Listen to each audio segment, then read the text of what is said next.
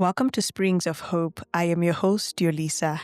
As we come to the end of this first week, I want us to just slow down intentionally because today is not about rushing into what's next, but rather it is about understanding how God works before He leads us forward. The theme for today is the promise of restoration. And this promise is not something God gives after everything is fixed, but rather it is something He offers before direction. It is something He offers before assignment and even before movement.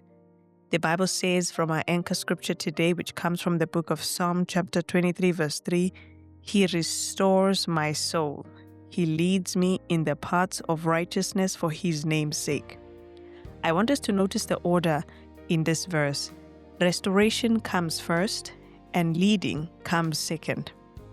When the Bible speaks of the soul, it is referring to the inner life.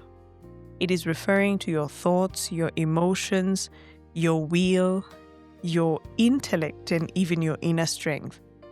Many people are eager for direction, clarity, and progress, but God knows something we often overlook, which is a tired soul cannot discern clearly, and a wounded soul rushes decision. An unrestored soul misinterprets God's leading. That is why the Bible says He restores my soul. Restoration is not weakness and it is not delay. It is not God trying to slow down your progress, but rather it is divine wisdom. God restores what has been worn down, not because you failed, but because life has seasons that require renewal. I want you to notice again, the Bible says He restores my soul. He leads me. God does not drag exhausted people into new season. Praise God. He restores us first, because when your soul is restored, your perspective clears. Your trust deepens. Your pace aligns with God's pace. God is not interested in rushing us into purpose.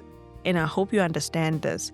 He is rather interested in walking with us in peace. And that is why many of the greatest moves of God begin with stillness. The Bible says He leads us into the paths of righteousness. The paths simply mean intention. Paths imply safety. Paths imply clarity. When God leads, it's not chaotic. It is often ordered. It is steady. And those paths are chosen for His name's sake. Meaning the guidance that God leads us into is rooted in His faithfulness, not on our performance. And as you reflect today, I want you to ask yourself gently, where has my soul felt tired or heavy? Have I been asking God for direction when He has been offering restoration? What would it look like to receive rest without guilt?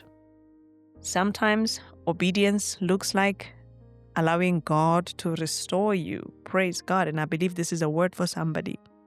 And I want us to pray this prayer together. Father, thank You that You restore my soul.